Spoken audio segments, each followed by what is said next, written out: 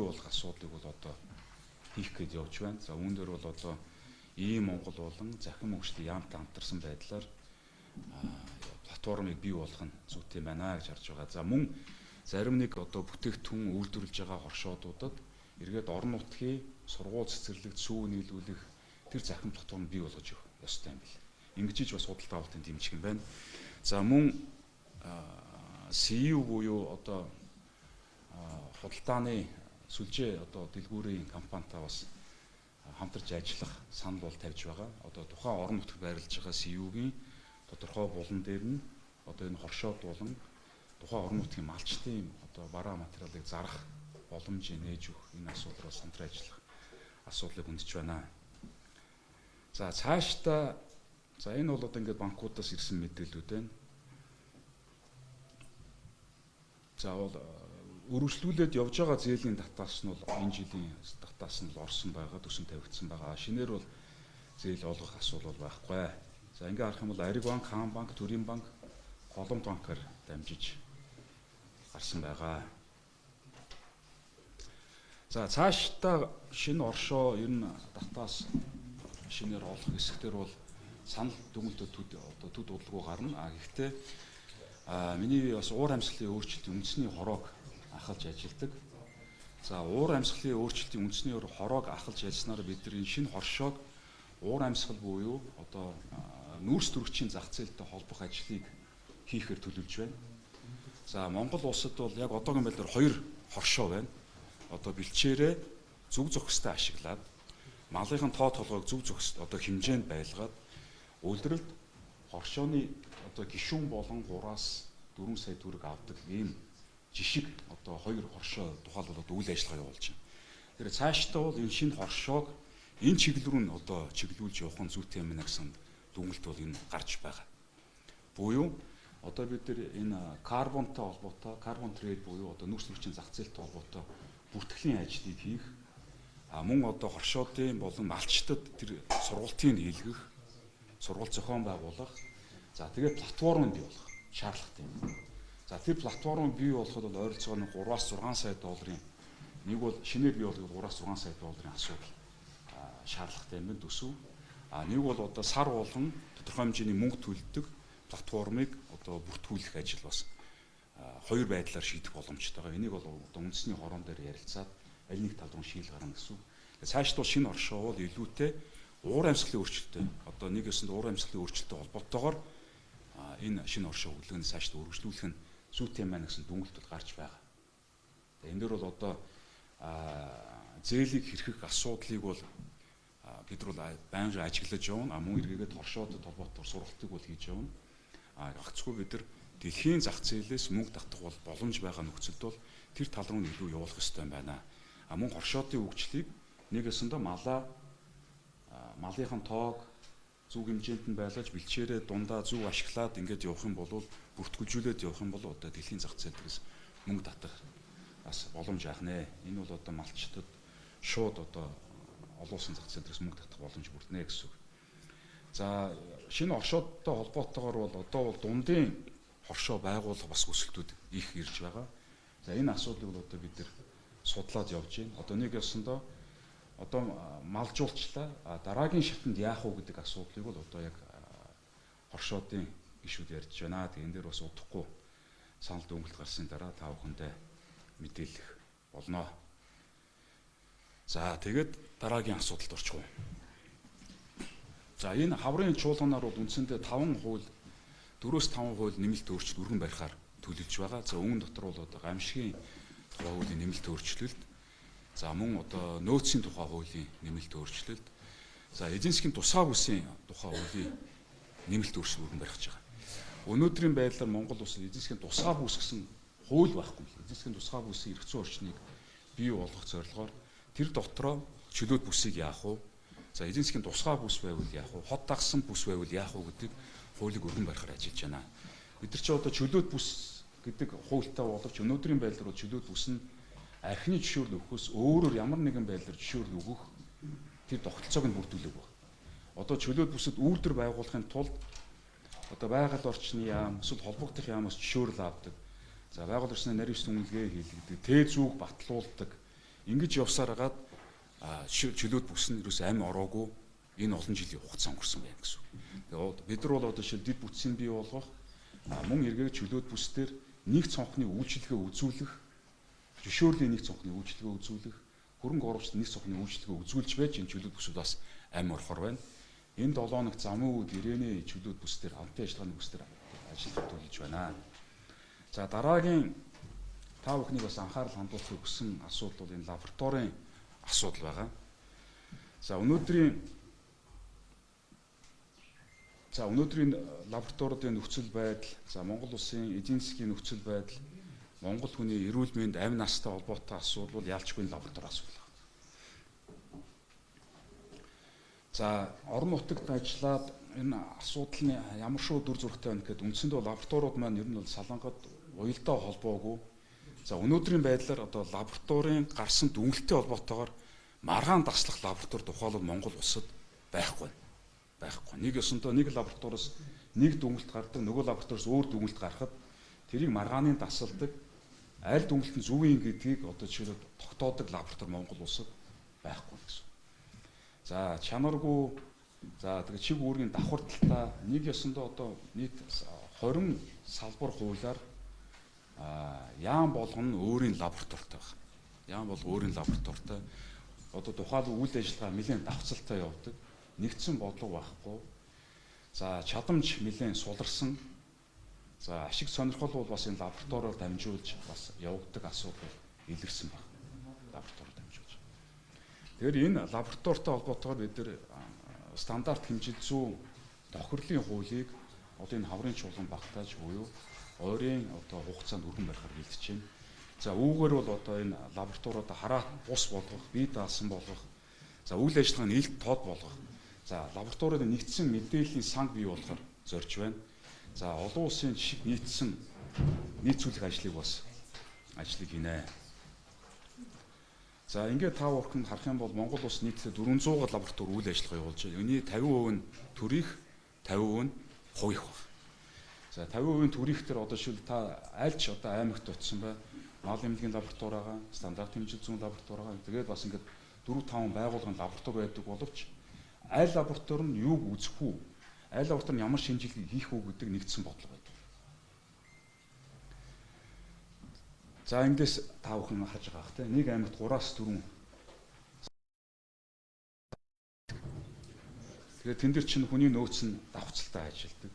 Нэгд одоо аль нь юугаа шинжлэх үү гэдэг салгаж өгсөн хуулийн юу байхгүй. За уруулж бодсон байж байгаа дуусчдаг. За тэгээ нөгөө байр байшингийн зардал мардлаас ахуулаад хөрөнгө оруулалтын ч зардал, урсгал зардал ч гэсэн ингээд үргүү зардал гарч байна. За лабораторийн одоогийн байдлаар энэ хариуцж байгаа газрууд нь бол ийм газрууд байна гэж болж байгаа. За үндсэндээ за энэ слайд бол та бүхэн харуул өнөөдөр яг хүнсний аюулгүй байдалтай холбоотойгоор бол одоо энэ холбогдох лабораториуд нь гайлын төв лаборатори байгаа, эм эмнэлгийн лаборатори байгаа, улсын мал эмнэлэг, ариун цэврийн лаборатори байгаа, за хүнсний аюулгүй байдлын үндэсний лаборатори байгаа. За одоо ер нь бол яг бидний эрүүл мэндтэй холбоотой асуудал, за өвчлөлтэй холбоотой асуудал бол яалчгүй энэ лабораторитой холбоотой асуудал болж байна. За гайлын лаборатори бол одоо хил гайлаар орж иж байгаа лабораторийн зөвхөн орцыг нь нөгөө татвар ноогдуулах зорилгоор зөвхөн орцыг нь шинжилдэг. Тэ? Тэгээ нөгөө гайл дээр шинэг лаборатори, за дотоодод үйлдвэрлэж байгаа бараа бүтээгдэхүүний лабораторийг шинжилдэг бас шинжилгээнд төдийлөн одоо нэгдсэн бодлого байхгүй болж байна. За олон улсын жишгийг тарах юм бол нийтдээ 367 төрлийн одоо шинжилгээг зөвхөн хүнсэн дээр хийдэг бол манай улсад бол хийх боломж нь 52 төрлийн л одоо юм үзэх боломжтой байх жишээ нь. За нийт 2024 онд илэрсэн зөрчил бол 6700 зөрчил байгаа. Үүний одоо 26% нь ариун цэвэр эрүүл ахуйн шин чанартай, 22% нь одоо түүхий бүтээгдэхүүний чанартай холбоотой асуудал байгаа.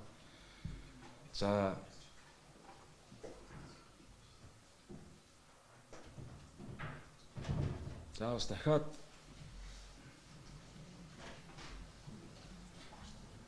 За бас нөгөө лабораторитой холбоотойгоор эдийн засаг шууд нөлөөлөл үзүүлдэг зүйл нь юу гэхээр энэ түүхийн эд болон барилга ашигт малтмал үнэт металлын одоо лабораторийн дүгнэлтээр эргээгээд тухайн экспортод гаргаж байгаа бараа бүтээгдэхүүний үнд нөлөөлөх асуудал бас гарч ирсэн. Одоо жишээлбэл нүүрсэн дээр калор болон коксдсан байдал эдгээр дээр лабораторийн үр дүнгээр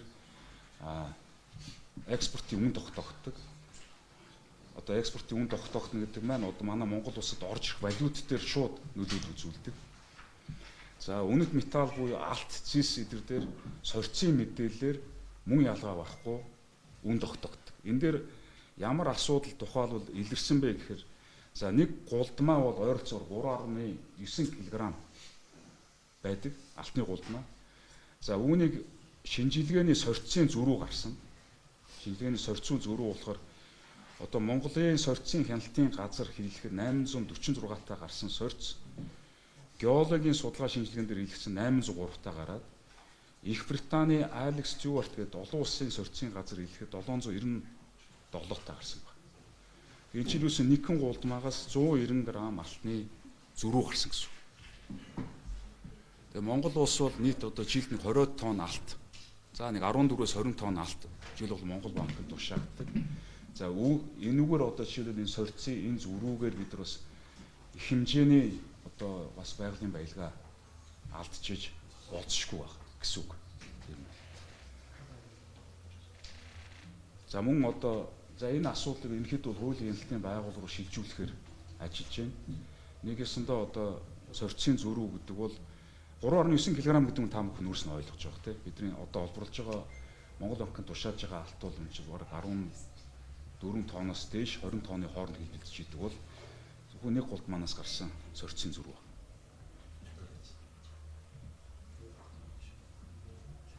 За ингээд харах юм бол бид нар энэ лабораторийн асуудлуудаа ер нь нэг цэгцлэхгүй бол ер нь тэгээд хүрээлэн буй орчинч тэр эдийн засагч тэр хүнсний аюулгүй байдалч тэр ер нь бол асуудал бол нэлээд хүнд байна л гэсэн. Одоо октаны тоо хүртэл I92 гэсэн октантай бензин зарим газрууд I89-тэй тухайлбал гарч ирсэн байна.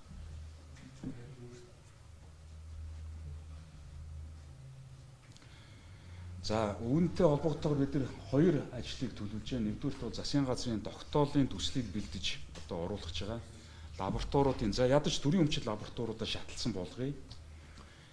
Ийм хүнс орчны аюулгүй байдлын үндэсний лаборатори тогтолцоог бий болгоё. За тэр хамгийн дээд шат нь болохоор лавлгаа буюу одоо тэр маргаан таслах тэр лабораторийг бий болгох. За мөн одоо баталгаажуулалтын лабораториудыг шаардлагатай бүсүүдэд бий болгох шаардлагатай байна гэсэн. Бусад тэр аймаг юунуудаар байгаа лаборатори болохоор анхны шатны буюу төрөвжсөн одоо шинжилгээ хийдэг шаталтай. Ингээд нэгдүгürt бол шатлыг нь бий болгоё.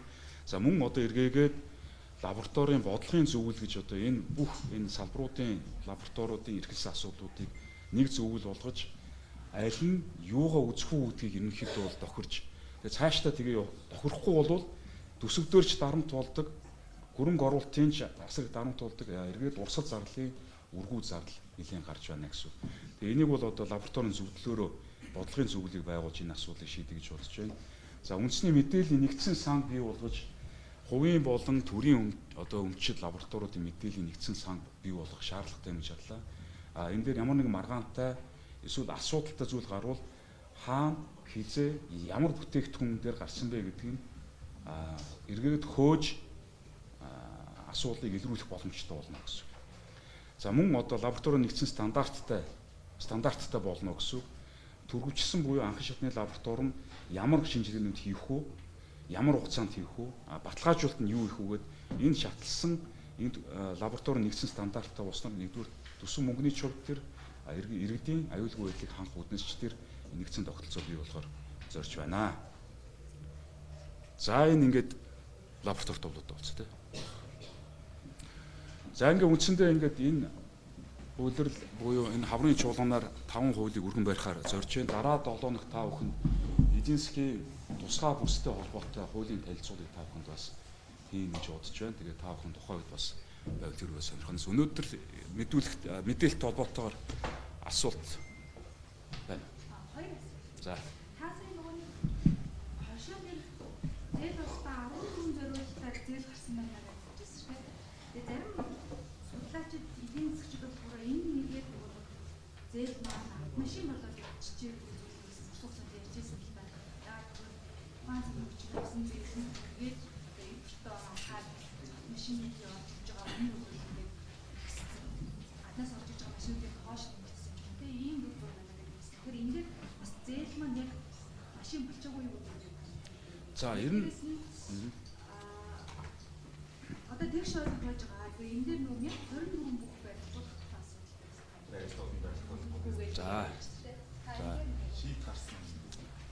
За нэгдүгээр асуулттай холбоотойгоор бол энэ хэрэглээний зээл болох хэрэглээний зээлээр ашигласан тохиолдлууд их байна.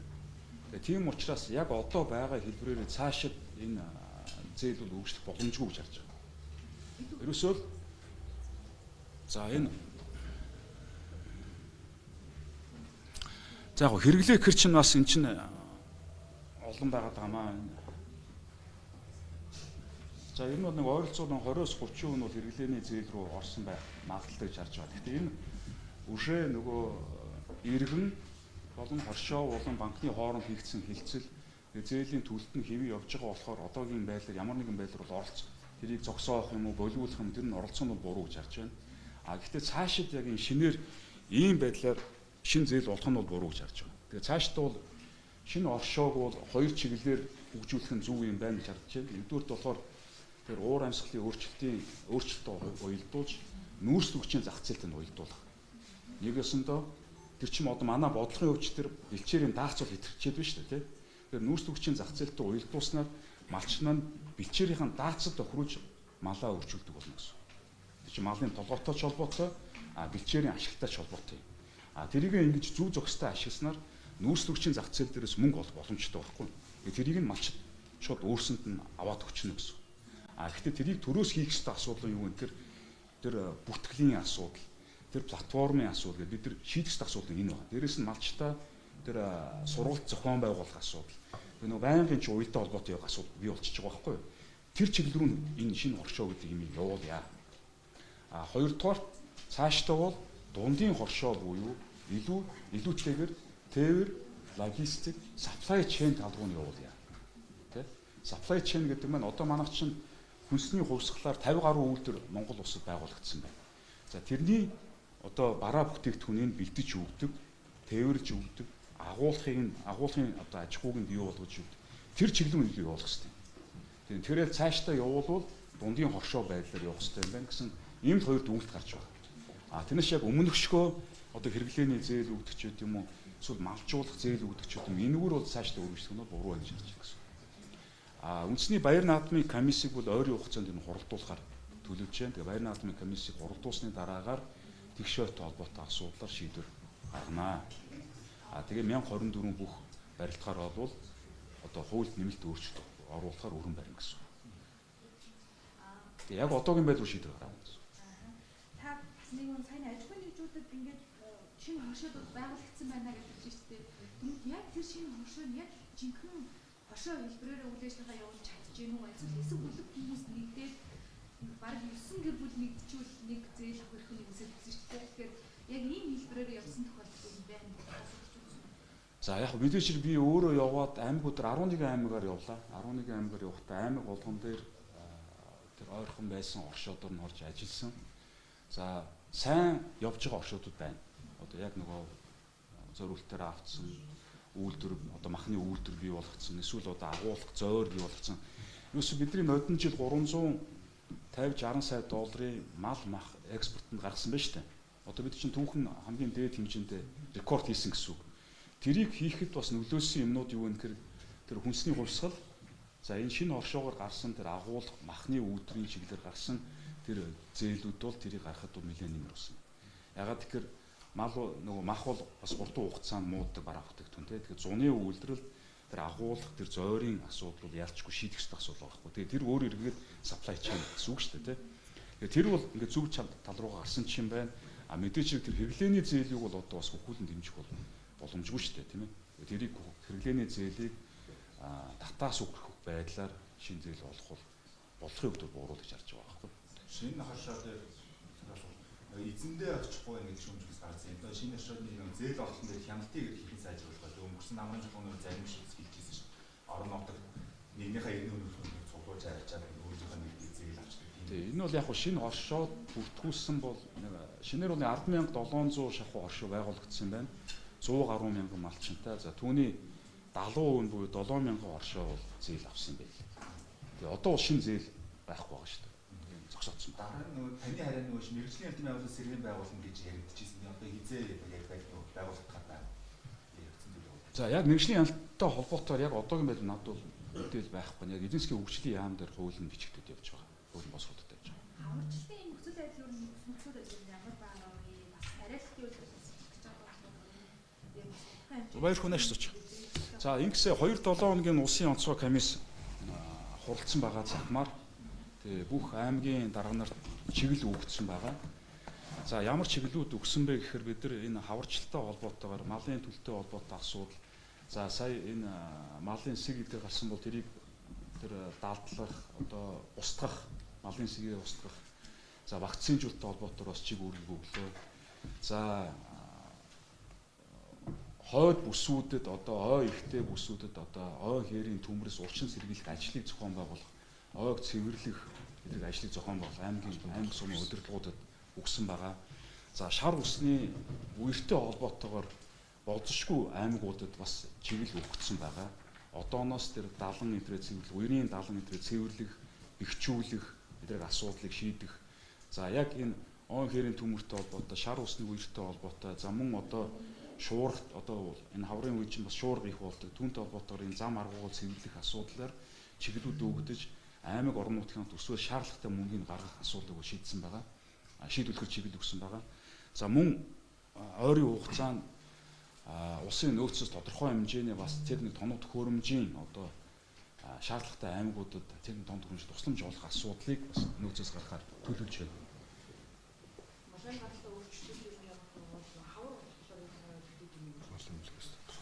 За мал эмнэлгээс тодруулах. Тэрийг за мал эмнэлгээс тодруулахгүй бол малын гаралтай зарим аймагуудаар бол малын гаралтай хүчлэл гарсан. За тэр нь бол Өмнө Говь, Дархан уул аймгийн зарим сумдууд гарсан байгаа. Тэрэн дээр бол мал эмнэлгийн газраас бол холбогдох арга хэмжээг аваад ажиллаж байгаа.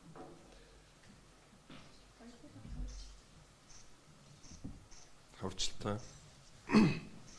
Сая хариулцсан. Сая л уг нь хариулчих шүү. Өөр нэмэлт асуудал байна. За өөр асуулт бий юу? За баярлалаа.